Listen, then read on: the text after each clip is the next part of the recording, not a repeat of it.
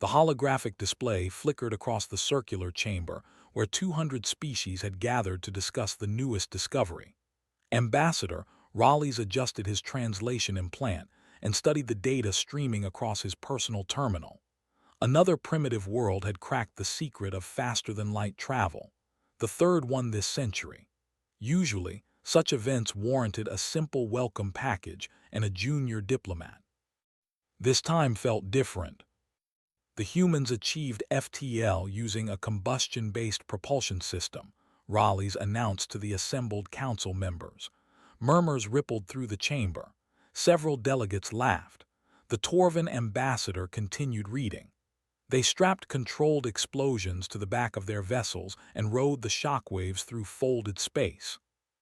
High Arbiter Nessum, a being so old that 3 different species had evolved and gone extinct during his tenure, raised one crystalline appendage. Crude, but effective, apparently. What do our cultural assessment teams report? A hologram materialized above the central dais. Humans appeared in various scenarios, playing, creating art, engaging in complex social rituals, the standard markers of a species ready for integration.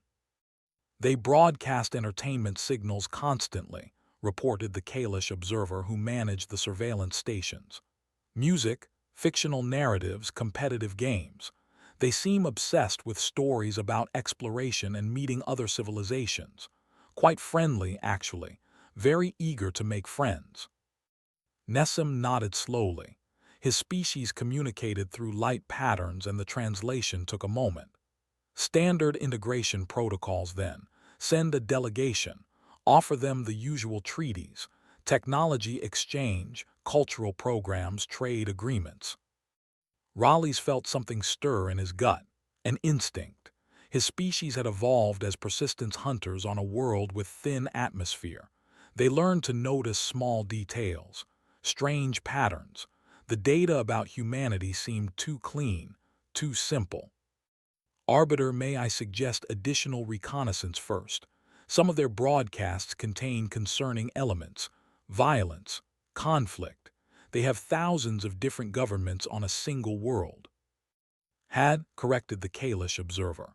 Recent signals indicate they unified approximately 15 cycles ago, right around the time they achieved FTL. The observer's tendrils waved dismissively. Probably formed a planetary government to handle space exploration. Standard developmental pattern. You see, Raleigh's, Nessum's lights pulsed warmly. Nothing unusual, they follow the path. Discovery leads to unity. Unity leads to outward expansion. Expansion leads to peaceful integration. We have seen it 863 times. The humans will be 864. The vote took less than 10 minutes. Unanimous approval for standard first contact. Raleigh's was assigned to lead the delegation because he had volunteered, because he was curious, because something about the humans nagged at him like an itch he could not scratch. 3 days later, Raleigh stood in the cargo bay of the diplomatic vessel Harmonious Exchange, watching workers load ceremonial gifts, sculptures, music, seeds from 1,000 worlds. The standard package designed to welcome a new species into the galactic community. His aide, a young Torvan named Pilan, bounded up with characteristic enthusiasm. "Ambassador, I have been studying the human culture files. They will love us. Their stories are filled with peaceful alien encounters. They have been waiting for this moment for generations." "What else did you find?" Raleigh's asked. Pilan blinked, "Sir. You said their stories are filled with peaceful encounters. What about the others?" Oh, Pilan's enthusiasm dimmed slightly. "Well, there are some narratives about hostile aliens, but those are clearly fiction. Entertainment designed to create drama. No intelligent species actually behaves that way." Raleigh's thought about the Devrak swarm consuming worlds at the galactic fringe. About the council's endless debates while entire civilizations screamed for help. About peacekeeping forces that had not fought a real war in 300 years because war was supposed to be extinct. "Right," he said quietly. No one behaves that way anymore. The journey took 18 days. The harmonious exchange did not hurry. Why rush to greet another peaceful species? They would smile, exchange pleasantries, sign treaties. The humans would probably cry with joy. New species always did. Raleigh spent those days reading everything humanity had broadcast into space. The entertainment signals, the music, the art, and the other things. The news reports about conflicts that raged across their world for millennia. The historical records of weapons that could crack continents. The sports where they celebrated controlled violence. The stories where humans fought impossible odds and won through sheer stubborn refusal to surrender. They seem very focused on combat, Raleigh's mentioned to Pillin one evening. Historical artifacts, Pillin replied confidently. All species have violent pasts. They grow out of it when they reach for the stars. The cosmos humbles everyone. Raleigh's wanted to believe that. The council certainly did. They had built an entire civilization on the assumption that intelligence and violence could not coexist permanently. That any species smart enough to build starships would be wise enough to put down their weapons. On the 18th day, they crossed into human-claimed space. Raleigh sat in the command center, watching the viewscreen show him a small yellow star with 8 planets. The third one glowed blue and white. Earth, humanity's homeworld. Send the standard greeting, Raleigh's instructed. Inform them we come in peace representing the Galactic Council. Request permission to approach for diplomatic discussions. The communications officer transmitted the message in 17 languages. Then they waited. First contact protocols suggested a response would take anywhere from several minutes to several hours. Young species usually panicked briefly, then organized a response. The reply came in 43 seconds. Unidentified vessel, this is United Earth Defense Command. You have entered restricted space. Cut your engines and prepare to be boarded for security verification. Any attempt to proceed without clearance will be met with defensive action. Acknowledge immediately. Raleigh's felt his blood go cold. Defense Command, security verification, defensive action. What do I tell them? The communications officer whispered. Raleigh stared at the viewscreen. Somewhere on that blue world, humans were not preparing a welcome celebration. They were preparing for something else entirely. Tell them we acknowledge, Raleigh said slowly, and tell them we are unarmed. The communications officer looked confused. Sir, that is assumed. The harmonious exchange is a diplomatic vessel. Why would they think we were armed? Raleigh's did not answer. He was too busy noticing what the sensors had just detected. 17 objects moving into intercept positions. Fast. Too fast for cargo vessels. Too precise for anything civilian. The humans had built warships. Before building anything else, they had built warships. Perhaps, Raleigh said quietly, because they would do the same. 17 vessels surrounded the harmonious exchange within minutes. Raleigh's watched them through the external cameras, trying to understand what he was seeing. The ships did not match any design in the Council database. Angular, brutal, every surface seemed designed to deflect or absorb rather than reflect. Those are patrol craft, whispered Pillin. They have to be small vessels for system defense. Raleigh's noted the weapons clusters bristling from each hull, the way they maintained perfect formation, the precision that suggested extensive training. When did you last see a patrol craft with plasma cannons? Before Pillin could answer, a new transmission arrived. Harmonious exchange, you are cleared for escorted approach to processing station vigilance. Follow the designated flight path exactly. Any deviation will trigger automatic countermeasures. Do you understand these instructions? Processing station vigilance. Even the name sounded military. We understand, Raleigh's replied. We appreciate your hospitality. There was a pause.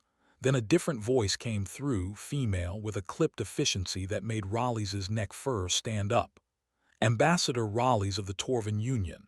I am Commander Bridget Hayes, United Earth Defense Command. This is not hospitality. This is protocol. Please prepare for security screening upon arrival. The channel closed.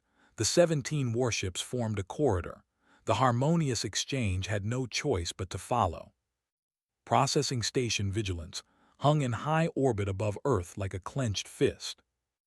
Raleighs had reviewed thousands of space stations during his diplomatic career, research facilities, trading hubs, cultural centers. This was none of those things. Armor plating covered every surface, docking bays large enough to swallow his entire vessel, weapon emplacements that tracked their approach with mechanical patience.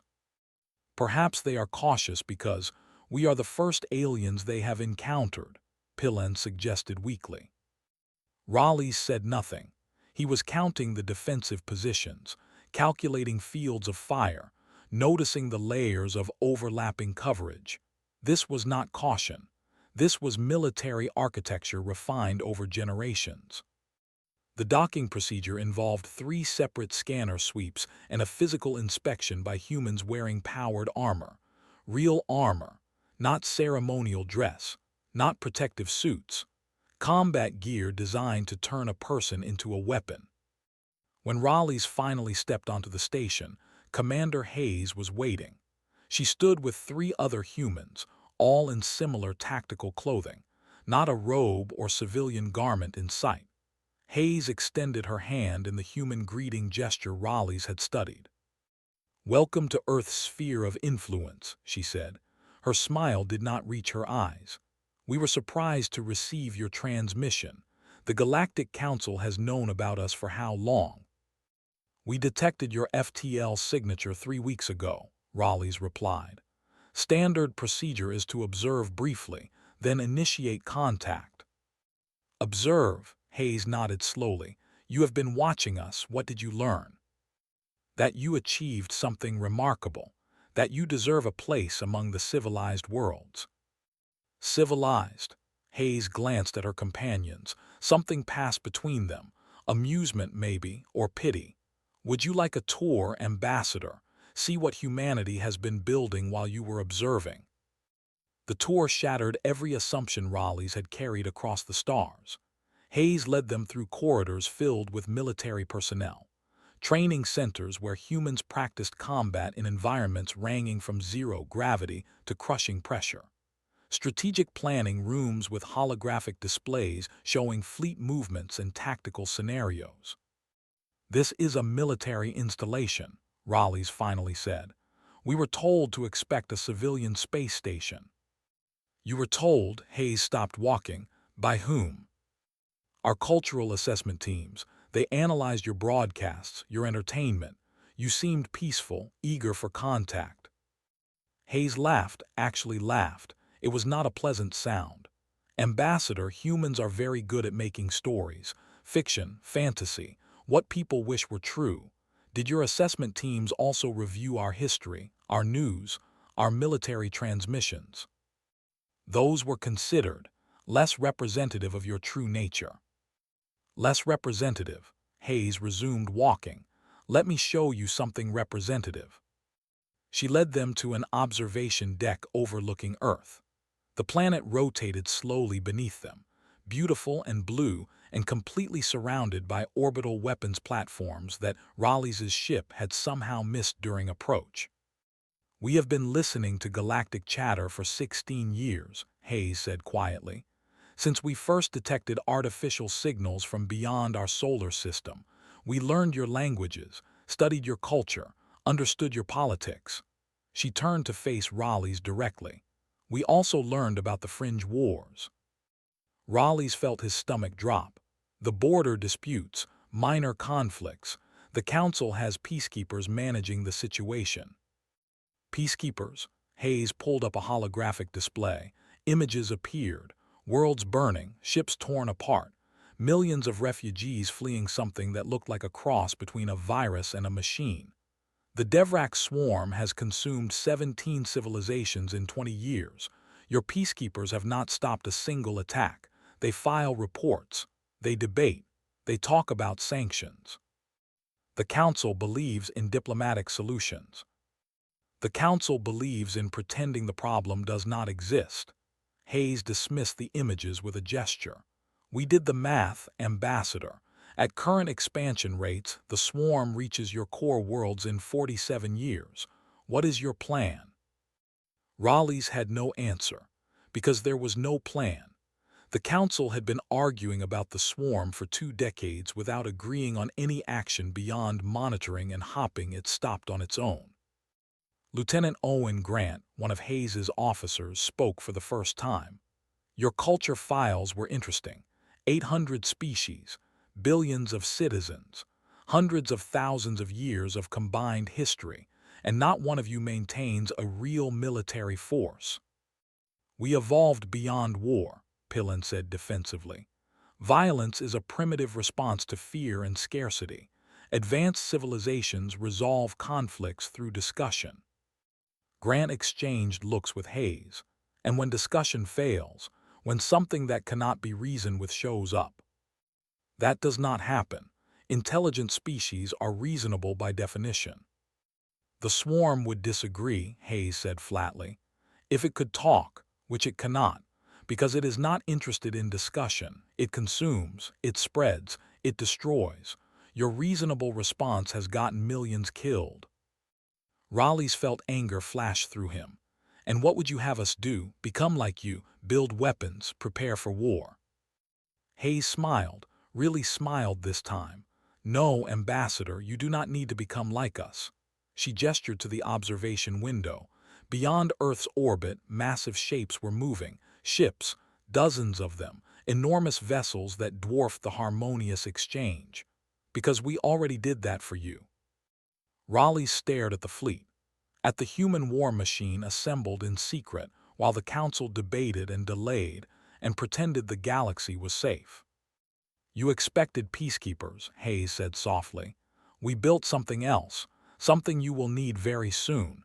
The question is whether you will accept it. Accept what? Raleigh's whispered. Hayes turned back to the viewport. Protection, real protection, the kind that does not flinch when the monsters come knocking. Raleigh's watched the Dreadnoughts maneuver through space with terrifying grace. The Council wanted to welcome humanity into the galactic family, to teach them the ways of peace and civilization. Looking at those warships, Raleigh suspected humanity had come to teach a different lesson entirely. The emergency transmission reached High Arbiter Nessim during what should have been a routine agricultural subsidy hearing. Raleigh's image flickered into existence above the central dais, and every council member could see the tension in the ambassador's posture. Arbiter, we need to discuss humanity's military capabilities immediately. Nessim's lights pulsed in confusion. Military capabilities. Raleigh's, you were sent to extend friendship, not conduct threat assessments. They know about the swarm, Arbiter, everything. Casualty figures, expansion patterns, fleet compositions. They have better intelligence on the fringe wars than we do. Silence dropped across the chamber like a stone. The fringe wars were supposed to be classified. Limited access. The Council had decided the general population should not panic over distant conflicts that peacekeeping forces would eventually resolve. How? Demanded Council Member Toresh. We have not shared that data. It is restricted to Security Clearance Level 9. Raleigh's expression was grim. They listened. For 16 years, they monitored every transmission in this sector of space. While we were watching their entertainment broadcasts, they were decrypting our military communications. Nessim felt something cold settle in his core. What do they want? To show us the truth. I am sending you a data package now. It is humanity's analysis of the swarm threat. Prepare yourselves. The holographic display activated. Numbers scrolled past. Projections, battle simulations, resource calculations, and images. So many images of things the Council had worked very hard to keep hidden. Dr. Neil Foster appeared beside Raleigh's in the transmission. Human, probably late middle age by their standards. He wore civilian clothing, but his eyes had the sharp focus of someone used to making life-and-death decisions. "Honored Council," Foster began, his accent strange but his meaning clear. "I have spent 8 years studying the Devrak swarm. May I present my findings?" Without waiting for permission, Foster began. "The swarm is not a single organism. It is a distributed intelligence using biological machinery. Each unit is expendable. Each ship is grown, not built. They do not negotiate because they do not have language. They communicate through chemical signals and quantum-entangled nerve clusters." "We know this," Toresh interrupted. "Our xenobiology teams have been studying captured specimens for years." "Then you know they are spreading," Foster continued. "You know they have consumed the Belkari, the Scythran Communion, the Vorath League, 17 civilizations, 640 billion individuals, dead or converted into raw material." The numbers hung in the air. Raleigh's watched the council members shift uncomfortably. They knew these things. They just preferred not to think about them in such explicit terms. Foster pulled up a star map. Red dots marked swarm incursions. Yellow zones showed contested space. Blue represented council-controlled territory. The red was spreading. The yellow was shrinking. The blue seemed very small suddenly. "At current rates, the swarm will reach Torvin space in 12 years, Kalish Prime in 19 years, the Council Core worlds in 47 years. Your peacekeeping forces have not slowed them by a single day." "Our peacekeepers are trained for maintaining order," Nessim said defensively, "not extermination campaigns." "Exactly," Foster agreed. "You designed a police force for a galaxy at peace, very effective for breaking up riots or stopping piracy, completely useless against an enemy that does not fear death because death is not a meaningful concept for them." Commander Hayes stepped into frame. "We ran simulations, your peacekeepers versus the swarm, standard engagement protocols, diplomatic attempts first, warning shots, escalating force responses." She paused. "Your forces lasted an average of 17 minutes before being overrun." "Simulations are not reality," protested Council Member Veshin. "You are right," Hayes said flatly. "Reality is worse. We pulled actual battle recordings from your classified military database. Would you like to see what really happens when peacekeepers meet the swarm?" Nessim wanted to refuse, to maintain dignity, to pretend the council had everything under control, but Raleigh's was watching him with eyes that had seen something fundamental change. The ambassador would not have sent this transmission without reason. "Show us," Nessim said quietly. The recording played. A peacekeeping fleet, 40 ships strong, encountered a swarm cluster near the Belkari homeworld. The peacekeepers broadcast warnings in 90 languages, offered negotiation, requested the swarm withdraw from occupied territory. The swarm did not respond. It simply moved forward, organic ships pulsing with bioluminescence, millions of smaller units swarming around capital vessels. The peacekeepers fired warning shots, then defensive volleys, then full weapons release. Their ships were modern, well-maintained, their crews trained and professional. It did not matter. The swarm absorbed the attacks, adapted, swarmed over the peacekeeping vessels like antibodies attacking an infection. 12 minutes from first contact to total fleet destruction. Nessim watched in horror as billions of credits worth of ships and thousands of lives were erased. This was not some distant conflict. This was extermination. "You have been hiding this," he said, and his lights flickered with something that might have been anger or might have been shame. "The council decided full disclosure would cause panic," Toresh replied defensively. "We believed a measured, diplomatic approach." "Is failing," Hayes interrupted. "Your approach is failing. While you debate, species die. While you negotiate treaties that the swarm cannot read and would not honor, entire worlds burn." Raleigh spoke again. They are offering help, Arbiter, human help. What kind of help? Nessim asked, though he suspected he knew. General Patricia Okonkwo appeared in the transmission, an older woman with gray hair and eyes that had clearly seen combat, real combat, not simulations or peacekeeping operations. War. The United Earth Defense Command is prepared to deploy military assets to the fringe, she said. 3 Dreadnought-class warships, supporting fleet elements, full Marine expeditionary forces. We can have boots on the ground in contested systems within 6 weeks. To what end? Demanded Torash. Humanity has been space-capable for barely a generation. What makes you think you can succeed where the Council has struggled? Okonkwo's expression did not change. Because struggle implies effort, Council member. You have not struggled, you have hoped, you have debated, you have formed committees and filed reports. You have done everything except fight. We do not believe in violence as a solution. The swarm does not care what you believe. Okonkwo leaned forward. It is coming. It will reach your core worlds. It will consume your civilizations. And when it does, your principles will not save you. Your philosophy will not protect you. Your 800 years of peace will mean nothing to an enemy that views you as nutrients. Silence. The Council had no response. What could they say? The human was right. Every terrible, uncomfortable word was right. What do you want in exchange? Nessim asked finally. What is humanity's price for this intervention? Hayes smiled, not pleasantly. We want you to stop pretending. Stop hiding the truth from your people.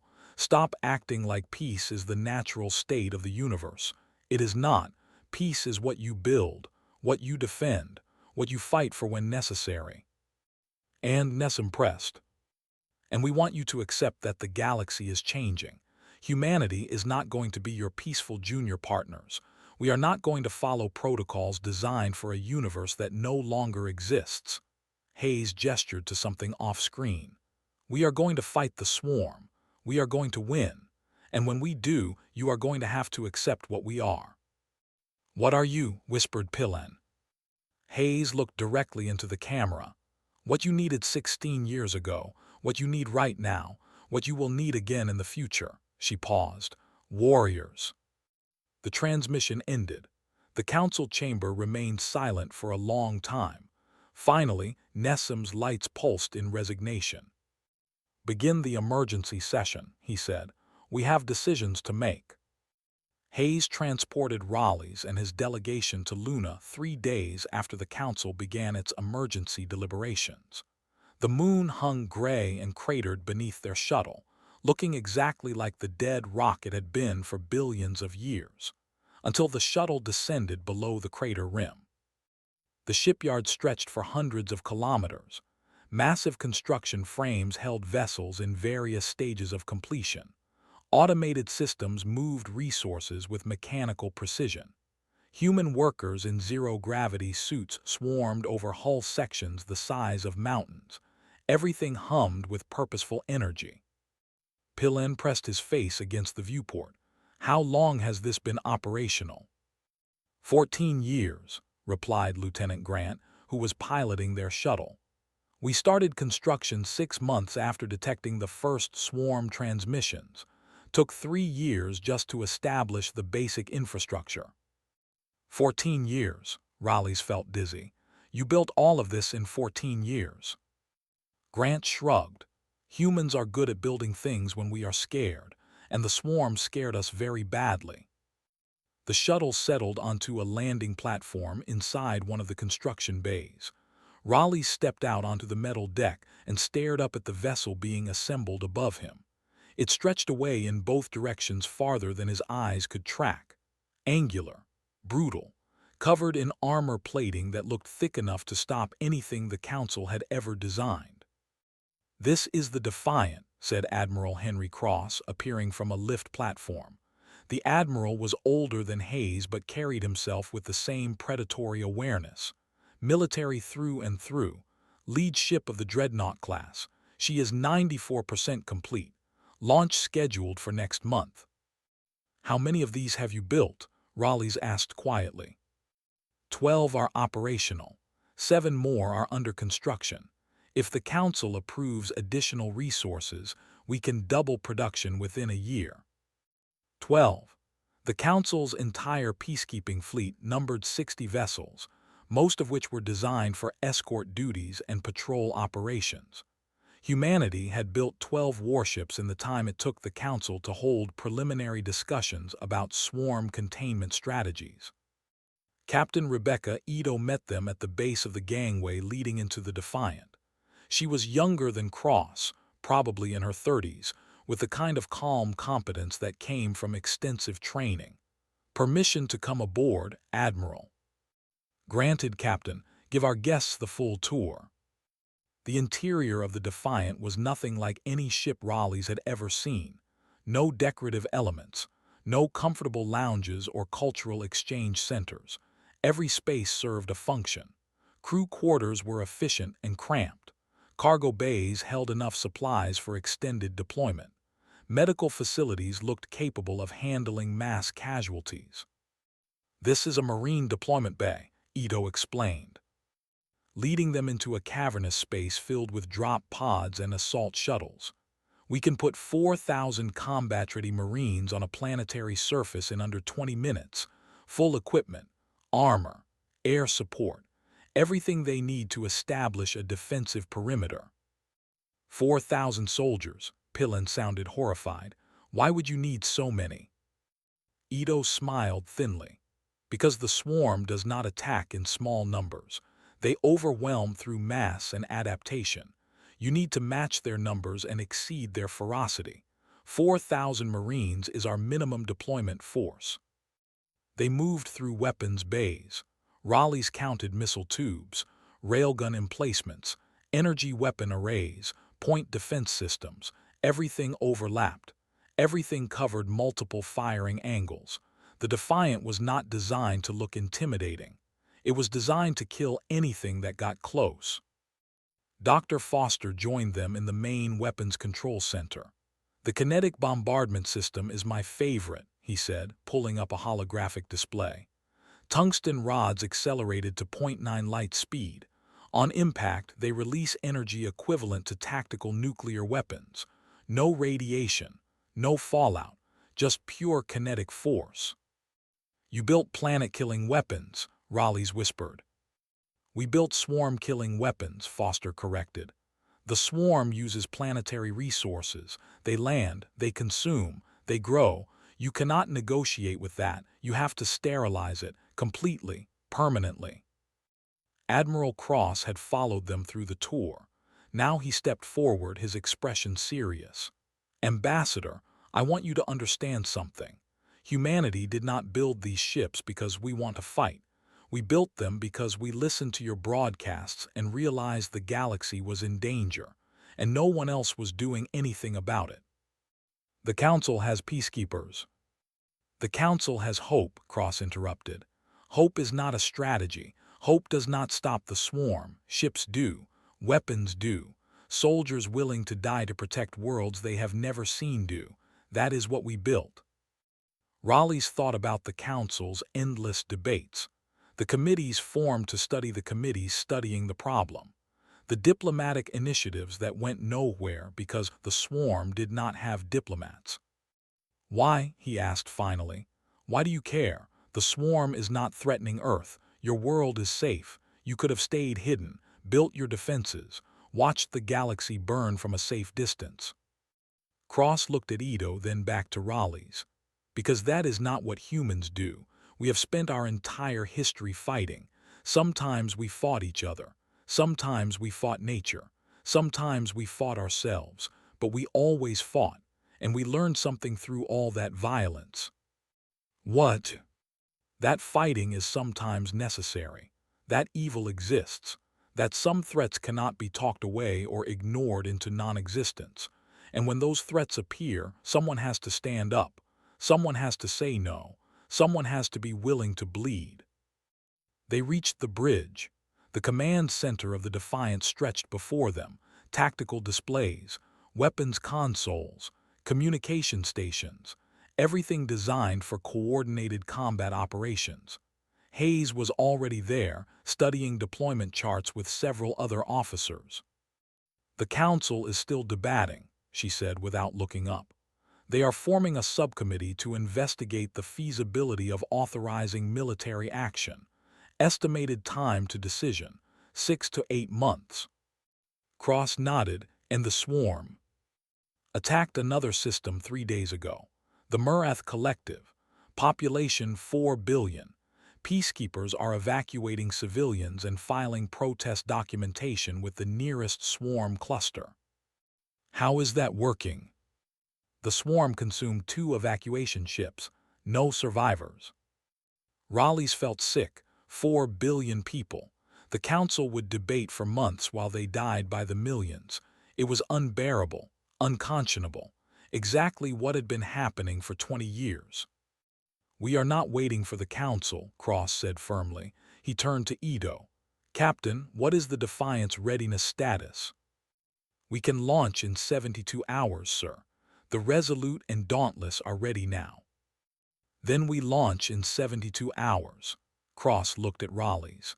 "Ambassador, you can tell the Council that humanity is deploying to the fringe, with or without their approval, with or without their support. We are done watching species die while bureaucrats debate." "They will condemn you," Raleigh said. "Call it an act of aggression, unauthorized military action." Hayes finally looked up from her charts. "Let them. While they are condemning us, we will be saving lives. While they are filing protests, we will be fighting the swarm. And when it is over, when the fringe is safe and the swarm is pushed back, the Council can decide if they want to thank us or exile us. Either way, the job gets done." Raleigh stared at the tactical displays, at the deployment routes being planned, at the 3 dreadnoughts that would soon cross the stars carrying death to humanity's enemies and hope to everyone else. "You are not peacekeepers," he said softly. "No," Cross agreed. "We are something the galaxy forgot it needed, something you will have to accept or reject, but either way we are going." Raleigh's pulled out his communication device. Time to report to the Council. Time to tell them that humanity was not asking permission. They were asking forgiveness, after the battle was won. The emergency council session lasted 4 days. 200 species arguing about jurisdiction and protocol while the human fleet prepared to launch. Raleigh stood before the assembly and delivered his report with mechanical precision. The weapons, the ships, the deployment schedule, everything the Council needed to know and did not want to hear. "This is unacceptable," Toresh declared on the 3rd day. "Humanity cannot simply deploy military forces without Council authorization. There are procedures, protocols. We have maintained galactic peace for 8 centuries through careful diplomatic management." "The swarm does not care about your protocols," Raleigh replied, surprising himself with his bluntness. "They attacked another system while we have been debating. The Murath are gone, all of them." Silence. The Murath had been council members for 600 years, a peaceful species, artists and philosophers. Now they were raw material for the swarm's expansion. High Arbiter Nessim's lights pulsed slowly. "What do you recommend, Ambassador?" Raleigh took a breath. Career suicide lived in his next words, but he thought about Hayes and Cross and Ito, about humans who built weapons to protect people they had never met, about warriors who fought because someone had to. "I recommend we authorize the human deployment, immediately, and I recommend we stop pretending we have this situation under control, because we do not. We never did." The vote took another full day. 60% in favor, 30% opposed, 10% abstaining, enough to grant emergency authorization for humanitarian military intervention. The humans launched before the final count was even certified. Raleigh watched the deployment from Processing Station Vigilance. The 3 dreadnoughts moved through space with surprising grace for vessels so massive. Destroyers and frigates formed escort positions. Supply ships trailed behind. Everything moved with practiced coordination. Hayes stood beside him at the observation window. "You voted for us." "I voted for reality," Raleigh replied. "My career is probably over." "Probably." Hayes did not sound sympathetic, "but at least you will be able to live with yourself." The fleet jumped to FTL in a flash of distorted spacetime. Gone. Racing toward a war the Council had spent 20 years avoiding.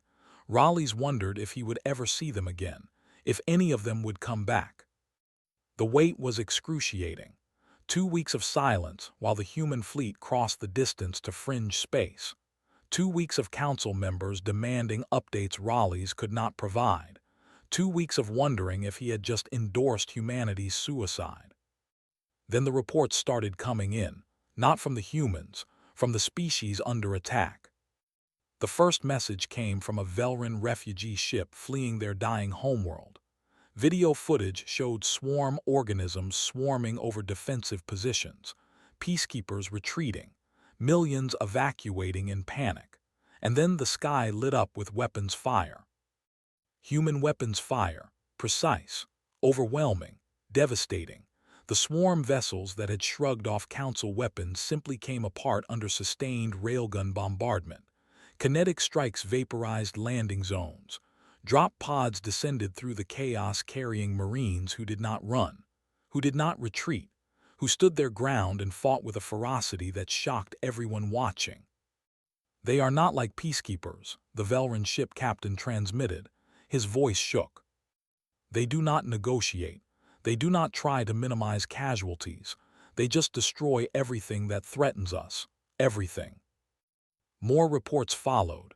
The Defiant engaging a swarm capital cluster near the Korlax system. 30 swarm vessels against one human dreadnought. It should have been a massacre.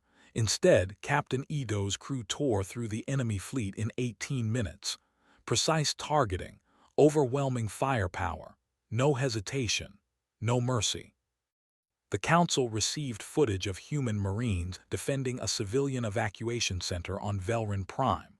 4,000 soldiers against what looked like millions of swarm ground units. The humans established a defensive perimeter using weapons that combined technology and brutality in equal measure. Flamethrowers, explosives, automated gun positions that did not miss. The swarm adapted, sent more units, changed tactics.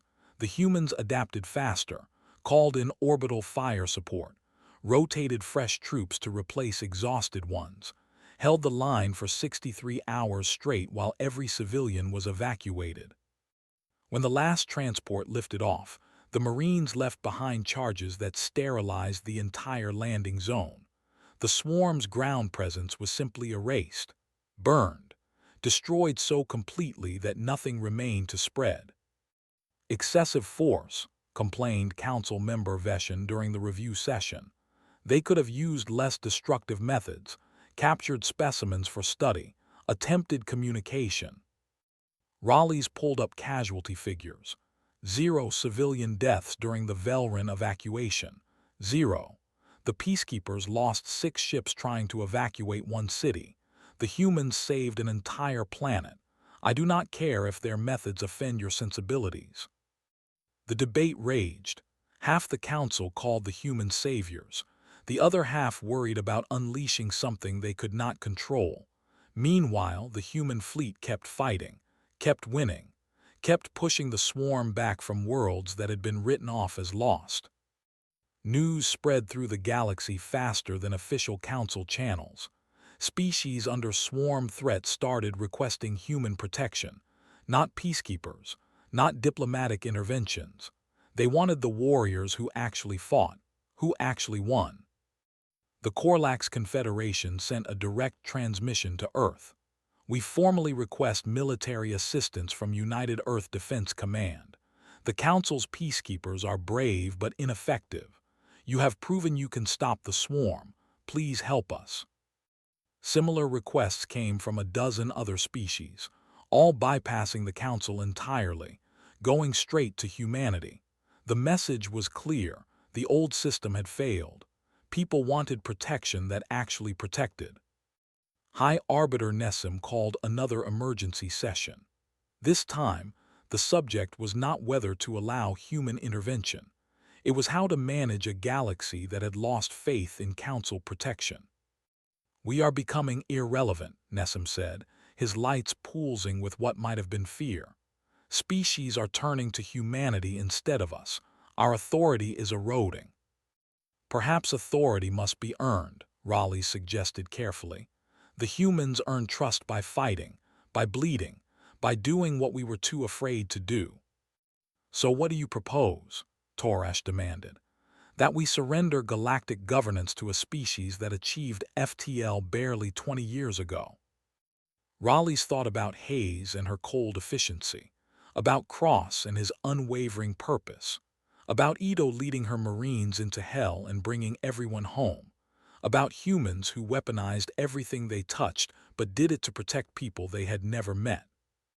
"I propose we offer a partnership," he said slowly. "Let humanity handle what they are good at: external threats, military operations, defense against existential dangers. We handle what we are good at: governance, diplomacy, cultural exchange. We work together instead of pretending we can do everything alone." The council exploded into argument. Some supported the idea, others called it surrender. Everyone had opinions. But while they debated, another message arrived from the fringe. Captain Ito's face appeared on the central display. She looked exhausted. Her uniform was scorched. Behind her, the Defiance bridge showed signs of battle damage, but she was smiling.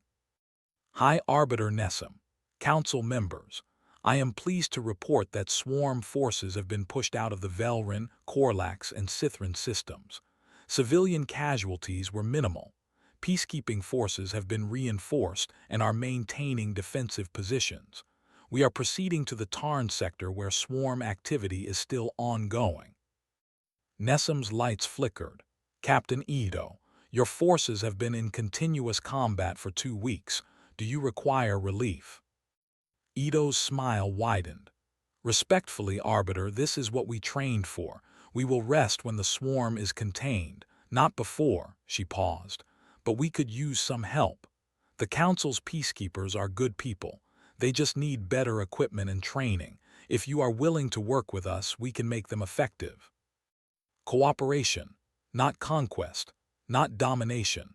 Partnership between warriors and peacekeepers, between humans who knew how to fight and a council that knew how to govern.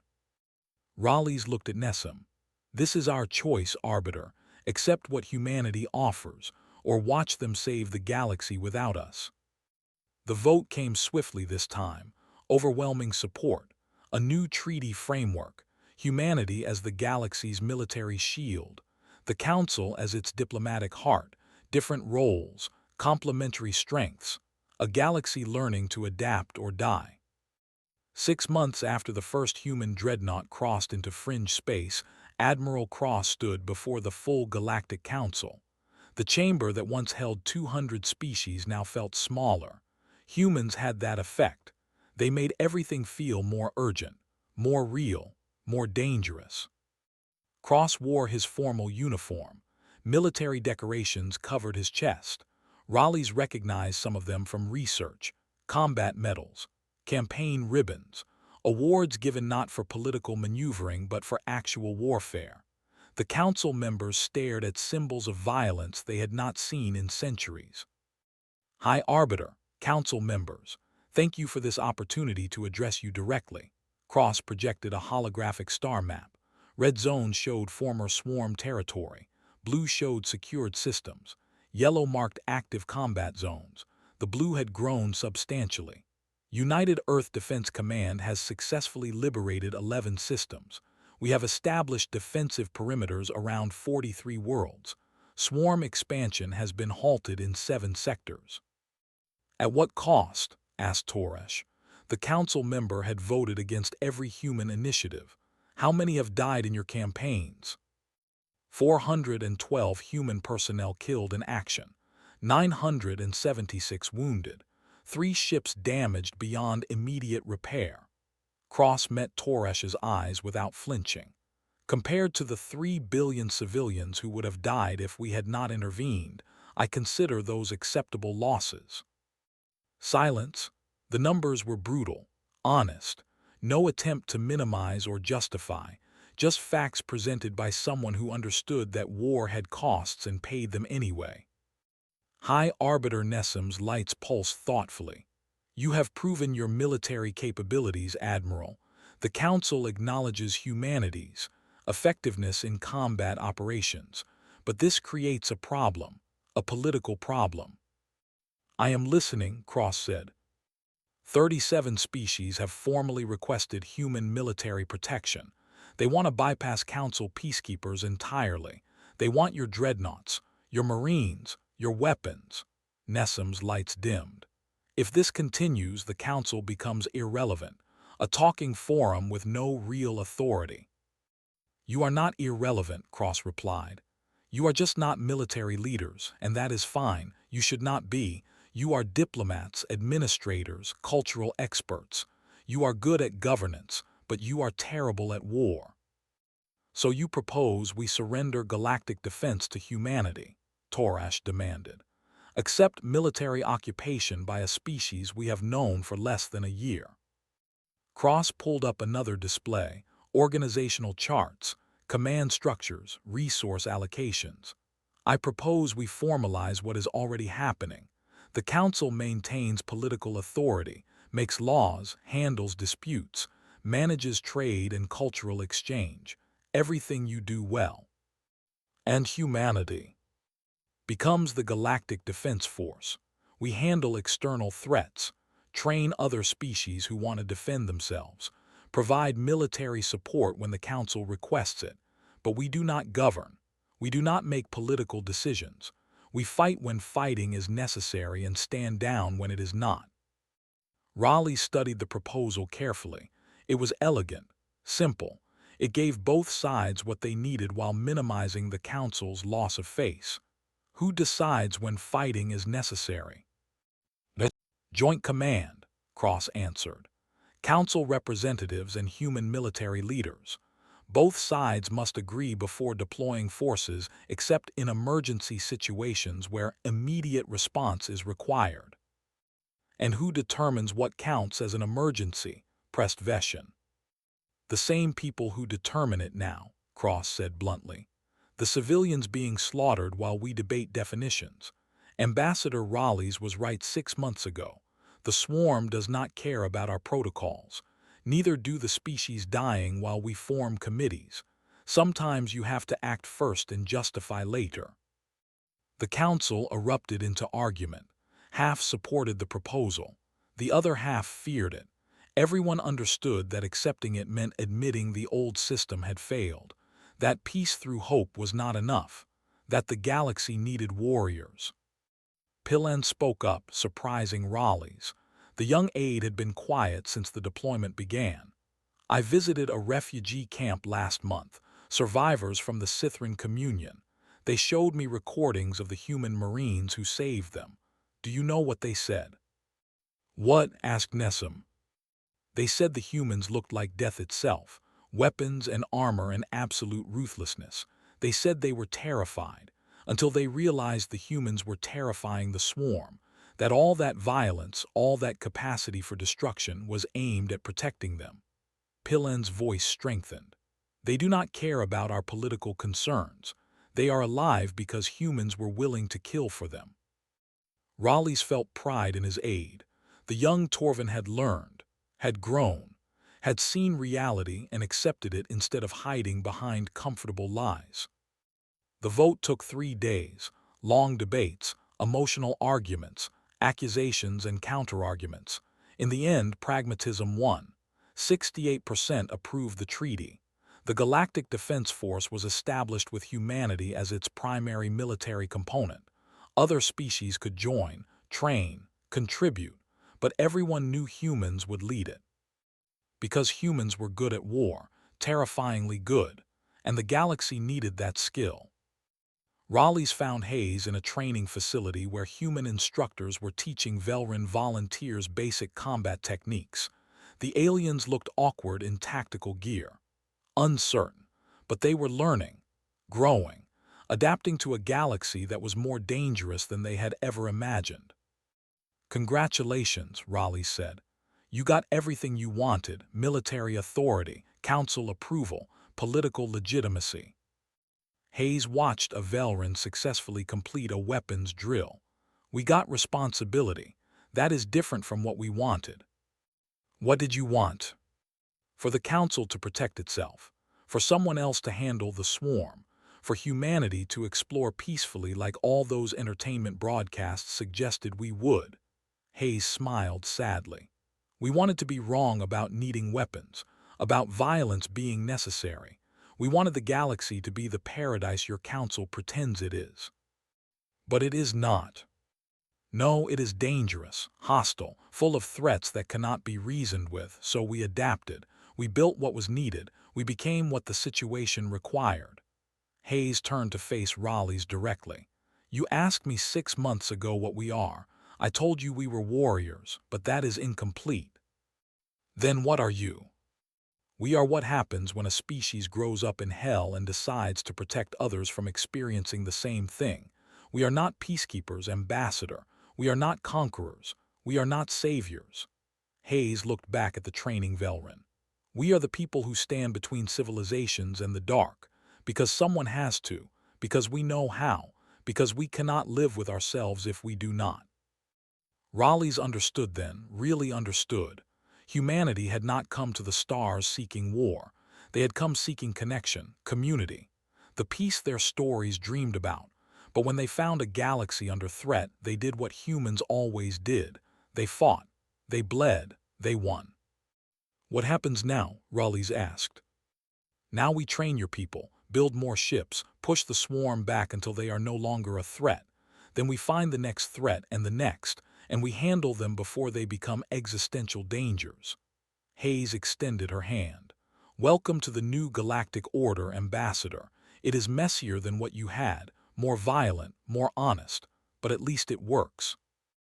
Raleigh's gripped her hand. Human gesture, firm, solid, a promise made through physical contact. "I hope we can control what we have unleashed." Hayes's smile was knowing, slightly sad. "You cannot control us, Raleigh's. You can only trust us. Trust that we will fight for the galaxy even when it costs us everything. Trust that we meant what we said about protection. And if that trust is broken, then the galaxy will have bigger problems than the swarm." Hayes released his hand. "But that is a worry for another day. Right now we have work to do, species to train, defenses to build, a galaxy to protect." Raleigh's watched the Velran volunteers practice, watched humans teaching aliens how to fight, how to survive, how to protect themselves in a universe that was finally being honest about its dangers. The Council had wanted peacekeepers, had gotten dreadnoughts instead, and somehow, impossibly, that was exactly what the galaxy needed.